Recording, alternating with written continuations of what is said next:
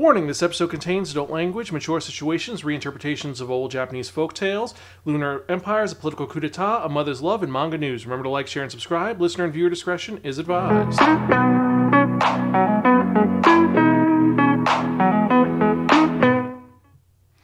Hello and welcome to another episode of the Spiraken Manga Review. I'm your host Zan, saying konnichiwa, aloha, buongiorno, and what's up? How you doing today? I hope you're excited for another fun-filled, awesome episode of this awesome podcast that you can find at www.spiraken.com. We're also on Facebook, Twitter, Instagram, Spotify, YouTube, and various other social media sites. If you're watching on YouTube, remember to click on that subscribe button, click on that bell for notification, and, well, let's get to it because this is a really cool episode, and I'm excited to talk about some of the fun things that happened in this episode. So, if you remember from that last episode, I spun that one that only the Wheel of Manga, and it dictated to be that I'd be reviewing a manga that was written by the creative spy family, Tatsuya Endo. And this was published by Shueisha and Viz Media. Now, the cool part is that this was originally released in Jump Square magazine, and it originally ran in 2010 to 2012. This is actually Tatsuya Endo's second publication. This is his second creation, and you can see some elements that are used later on in Spy Family in this, but I digress. There are currently 5 volumes out that are available. Only one was released right now, but there's 5 volumes of the entire series. It is a shonen series that is an adventure coming-of-age sci-fi story that is originally known as Gekka Bijin, or The Moon Sword, but it's known in English simply as The Blade of the Moon Princess.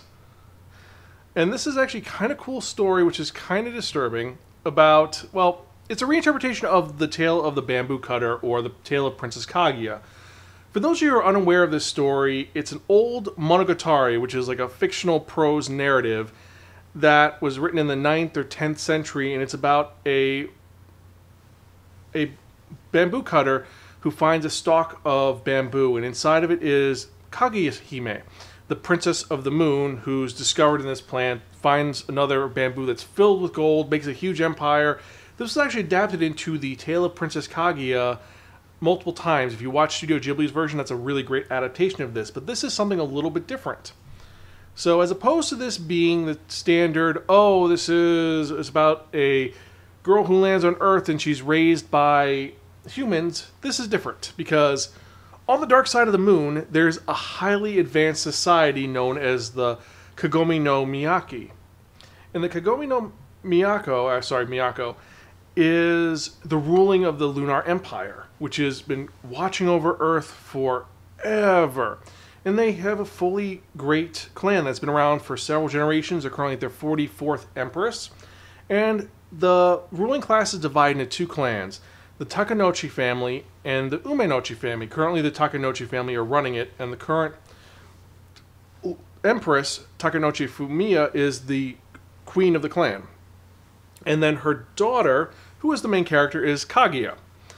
And Kaguya is pretty much the next in line for the throne, but right now what's going on is there's a bunch of political tension because there are coming-of-age ceremonies coming up, and there's a group who call themselves the Tengu clan that are trying to cause political tension. Ironically, as you can probably guess, the bad guys are the Umenouchi clan who want to take over. We all get this.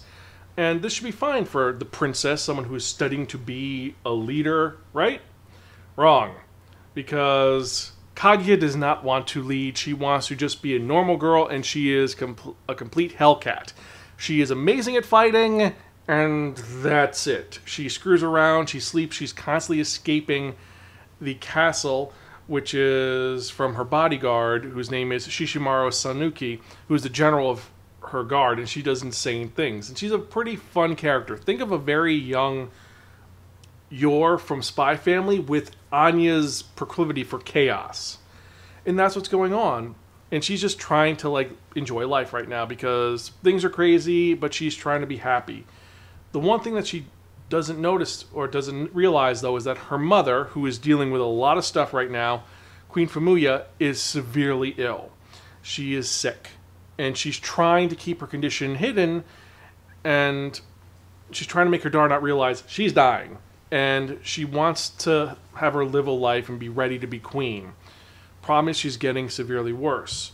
And like I said, the bad guys, the Umenouchi family, is starting to make some strides to move forward. And when things start to get worse, the Uminochis move their plot forward, and meanwhile, Kaguya realizes, my mom is dying, I need to step up. And she tries to step up in a really responsible way. And this leads to the coup happening and things going horribly, horribly wrong. And the dynamic of this story primarily is between Fumiya and Kaguya in the first volume. It's dealing with their relationship and how Kaguya feels like mom loves the kingdom, but she doesn't love me. But it's mom loves Kaguya, but she doesn't want to show it because she has to be a ruler, has to be safe, and has to prepare her for this really sad moment of that I'm dying, I'm not going to be around forever, I'm not going to see you grow up. And it gets a lot of flashbacks, like when you first see her realize her actions have consequences. She escapes from the palace, and then because of her actions, the bodyguard Sanuki gets injured. And so she realizes, I have to step up. I don't want anyone else to get hurt. I'm going to work on fighting. And then when she realizes her mom is sick, she's like, you know what? I'm going to go full into this. We're going to have the ceremony. It's going to be great. And when the ceremony happens, the Uminochi family attacks, and all hope is lost. Only one small problem will save the day. And what is that? Well, someone is not going to miss her idiot daughter's event. And Fumiya shows up from her hospital bed and kicks some major ass to save her daughter. The problem is, though, things are wrong. The Uminochi clan has too many people. What are you going to do? Well, Fumiya decides, I'm going to send you to the prison planet below, where we send all of our prisoners, and you go there, be safe, train up, and then come back and take the throne back. Pretty much you're going to live in exile, you're going to become strong, and then you're going to come back, which is a story that's used time and time again. And here's where the sci-fi element comes in. Well, she gives her a sword. As she's like, because of the rules, I'm bequeathing this to you. And this sword is important because it is the powerful katana Futsunoshi, which is the rightful tool that is needed to show ownership and leadership of the Lunar Empire. I.e., without the sword, you can't say, I rule now, because you need the sword to prove that's your crown. That's your symbol of title. So Kaguya has this, and she is being rocketed off to Earth. And she's going to be safe. And actually, something which I want to say is the ship is shaped like a bamboo stalk, which I think is actually really cool. It's actually called the Bamboo Shooter, and kind of a fine little pun with it. And so she is sent off to Earth to mature, become stronger, and take back the kingdom which should be hers because it's her ownership. And that's what the story is about, her growing up. And it's not just that. Like I said, it's a story of a mother's love and familial responsibility and political conquest. And one of my favorite moments in this manga is actually there's a simple, easy moment when early on we see Kaguya's watching someone being happy that her mom got her a present, a stupid hairpin, and she, as a child, and she brings up to her mom and says, what, you think you could have nice things? The people are suffering. We can't have jewelry. We can't do this. And all this little girl wants is a hairpin. And it's kind of a thing which starts off early. Then at the end, when she sends her to Earth, she says, listen, I don't have a lot to give you, and this isn't a great birthday present, but I just want to give this to you, and I'm proud of you, and I love you. Remember, eat your food. Don't stay up too late. And it's the moment of her being a good mother, and it's so heartbreaking because this is the last time she's going to see her mom. And so she shoots her daughter off to never see her again, and the last thing she does is the bad guys break into the room where she just launched her daughter on a spaceship. She turns around, she says, whoever wants to sleep in the Imperial tomb, step forward, meaning none of you are going to get past me alive. And this is where the story really begins, because from here it's her landing on Earth and being saved by the father of her bodyguard, Mayatsu Koromoki Sanuke, who is 99 years old, who's retired, who knows that actually there is an empire that's advanced on the moon, because there is advanced technology on the moon, but then on Earth, everything is feudal. It's 5 AD, or ACE if you want to go with that route, but it's the 5th century. most of the people there were prison convicts, so they have their own feudal empire. And everybody there is, unfortunately, they don't know about it. The people who do know are kind of secretive. You have secret bases that know we're here to protect the empire and we have to deal with that. And she has to end up getting trained by Matsukomoro and find help from the Imperial Guard bases that are there. Meanwhile, you have the Umenochi family sending assassins to kill her. So it's a who's going to win, what's going to happen, and it's a great revitalization of the Princess Kaguya story, which is a great part about it. So that's the story itself. Now let's actually get to the nut and bolts of this, which is the actual production quality, stories, and characters. So the release was great. I love that it's got this great style to it, and you have Kaguya with a mischievous grin, and the sword itself, the Futosunoshi, which actually I love the fact that the Futosunoshi is not a standard blade. It looks like a tuning fork, where it has two blades connected with a little sliver of air in between it. I love that fact. The production quality is great. It's 4 chapters, has a typical smell great, and it also references a couple of things in the backwards for the chapter from the author. So that part's great. The story itself, the first part is engaging, it's intriguing, it makes you want to know what is going on, and more importantly than that, you endear yourself to Kaguya even though she is a brat. Like, you see where she's coming from, you see her problems, but also you all see what her mother does and why she's frustrated. And also, I love the fact that her weapon of choice, for the most part, is her accepted, denied stamps. She'll throw them at people or stamp people with, your thing is denied. Don't ask for a party. You're going to use the money I'm giving you. You're going to pay for all the people who are sick. I love that fact. I don't like that the main antagonist, the Umenochi family, when you see them, immediately you know that they are part of the Tengu clan who are trying to usurp the empire. You see them immediately, you're like, that's a bad guy. It's not even a, oh, maybe it's a hint and we're going to hide someone who's loyal. No, you know they're the bad guy.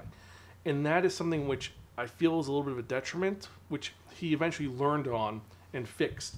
But at the beginning, it was just kind of like very, you know, this is the character.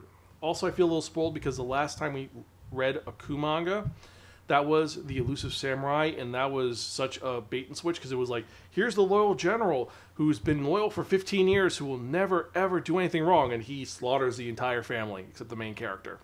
And that was such a twist. And this doesn't do that, but I'm not holding this because they're 2 different types of stories. Because one is about a son trying to get revenge for his family, and this is about a daughter growing up. Both of them are about growing up, but this one, she's more alone. The allies she gets are kind of weird and different. Like, she gets one ally who, in the first volume, who is a cadet who is a screw-up, who's like, I don't care about this, and oh god, you're the princess, I have to save you. And then he grows into his line. Also, you have someone who sells her to be like, we need someone to sacrifice for our village. We're going to say you're the princess. Meanwhile, she actually is the princess, and no one realizes it. So there are some great elements to it. It does drag a little bit, and for that reason, that's the only real issues I have with this manga, is that it drags a little bit, and there's some little tiny nitpicks here and there. But for the most part, it is a great story, and it is a lot of fun. And I'll be honest, I was engaged and intrigued the entire time I was reading it. I showed this to Greta, and Greta thought it was well done. It made her cry, and she wanted to read more because she's a huge Spy Family fan. And seeing the prototype of Yor, where Yor is just a teenager, she likes that. It's not an assassin, it's just a girl who's Anya and Yor combined. Anyway, I'm rambling like a lunatic, so let me get to it. So for that reason, for the great elements to this, with this mother-daughter adventure story, with the great action, the comedy, and even with some of its flaws, I have to give this our second highest rating of borrow from a friend and don't return unless offered Pocky. It's a great story. It's a lot of fun. I think that the mileage would vary because if you like this type of story, you're going to love it. Some people may find this frustrating. It is a shonen story, and it's an older story, but it's a very playful story that has a lot of political intrigue and has a lot of moving parts to it. It's not the standard, I'm going to run in and fight a guy, and then get weaker, then get stronger, the shonen power creep. It's not that. This is a little more nuanced than that. And, well, that's my thoughts about it. So if you've read this, let me know your thoughts. You can email me personally at Xan, that's Xan, at Spiraken.com, or you could tweet me at Spiraken. Or actually, I am now on Bluesky at spiraken.bluesky.org, I believe. I will put it in the show notes. I have to update it. But so I'm officially on Bluesky as well. I'm also on YouTube. Just let me know your thoughts. Leave the comments down below. And before I forget, here is the question of the day. So the question of the day is going to be, what is your favorite adaptation of the Tale of the Bamboo Cutter or the Tale of Princess Kaguya? Because there have been so many adaptations. And that was one thing I forgot to mention, is that this is a great adaptation of the Tale of Princess Kaguya. However, one thing that Greta commented on, which is a very valid point, is that the use of technology is really weird. And what I mean by really weird is that you have the technologically advanced society on the moon. Fine.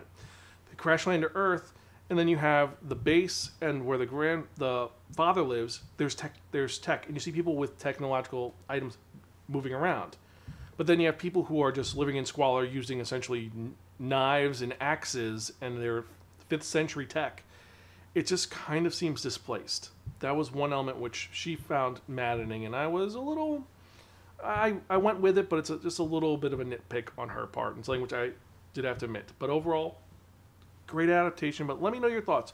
What is your favorite adaptation of the Tale of the Bamboo Cutter or the Tale of Princess Kaguya? I still think that this is a fun one, but I still love the Studio Ghibli version just because that watercolor look, and it's such a bittersweet story. But I digress. So with that in mind, let's actually get to the manga releases of the week, because we've got a bunch of them today. So, what came out this week? Well, starting off from the top, we've got A Stepmother's Marchin' Volume 1, Asadora Volume 7, Barbaritas Volume 4, Boys Abyss Volume 3, Dragon Goes House Hunting Volume 9, Dungeon Friends Forever Volume 1, Frieren Beyond Journey's End Volume 9, Gap Papa Daddy at Work at Home Volume 3, Golden Kamui Volume 30, Hunting in Another World with My Elf Wife Volume 4, Kageki Shoujo Volume 10, Love's in Sight Volume 4, Mission Yozakura Family Volume 7, Monster Girl Doctor the Light Novel Volume 10, Mushoku Tensei Jobless Reincarnation the Light Novel Volume 24, Record of Ragnarok Volume 8, Reincarnated as a Sword the Manga Volume 11, Spy Family Volume 10, Succumbus and Hitman Volume 5, Twin Star Exorcist Volume 29, Undead Unluck Volume 13, Versailles of the Dead Volume 5, Who Wants to Marry a Billionaire Volume 6, Wicked Trapper Hunter of Heroes Volume 3, and that was what was released yesterday. Now today what was released was Blade of the Immortal Deluxe Edition Volume 10, which this is a great edition for it. I think there's only 2 left in this series, but I digress. And so those were the releases for this week. And so as usual, Greta and I have looked over them, and we have our favorites and least favorites, so let's get to it. So for me, my top 5 are going to be Blade of the Immortal Volume 10, because it's Blade of the Immortal, and I love the series. Dungeon Friends Forever Volume 1. It looks like a fun series that could be a little bit unique. Hunting in Another World with My Elf Wife Volume 4. Great series that's done something a little bit different. A Stepmother's Marchin' Volume 1. Looks like it's one of those series that could be a great adaptation. And then last and certainly not least, Spy Family 10, because Spy Family is a blast and it's a lot of fun. Now for Greta, she was a little bit different. For Greta, her favorites are going to be, well, let's get to this, shall we? Her favorites are going to be, well, you start off with Blade of the Immortal, because she actually likes Blade of the Immortal a little bit. She thinks it's well done. Then you have Dungeon Friends Forever, Volume 1. Then Frieren Beyond Journey's End, Volume 9. Then Kageki Shoujo, Volume 10. And then last and certainly not least, A Stepmother's Marchin', Volume 1. Also, she had Spy Family on there as well, because she loves Spy Family as well. So those are her 6 top 6, but you know what I mean. She loves them all. So, what are your favorites? Let us know. Which ones did you like the most? Which ones did you hate us? Email us, zan@spiraken.com, or tweet us at Spiraken. And with that in mind, beforehand we go any further, I'd like to thank each and every one of you who have who like us, watch us, listen to us, subscribe us, however you consume the media for it. I appreciate each and every one of you. Every email I get, every comment I get gives me more motivation to keep doing this podcast. I'm going to keep doing it until I'm an old man. And I thank every one of you. You all are all awesome. I know I'm stuttering a little bit, just long day. But I digress. You know, it's everything I get just gives me more to do because I love doing this. I love talking about manga, and you guys give me the chance to do that. And I appreciate each and every one of you. So before I forget, remember to like, share, subscribe. Click on that bell for notification if you're watching on YouTube. And more importantly than that, let's get to the part that you have all been waiting for. And what are we talking about? We're talking about that one, that only, the Wheel of Manga! Yes, friends, the Wheel of Manga. Except what is the Wheel of Manga? The Wheel of Manga is a Wheel of Fortune with 10 slots on it. What I've done is I've assigned a manga title to each of the 10 slots. So we're going to spin the Wheel of Manga. Whatever number it lands on, that's the manga we're going to review in the next episode of the Spiraken Manga Review, episode 533. And we've got some great titles on here. We got some crazy ones. And let's spin so we're going to review the next episode, shall we?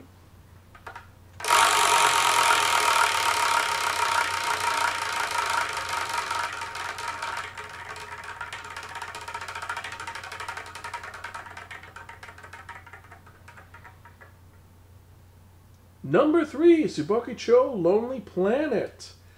Oh, this one. The one with the girl who moves to the weird house.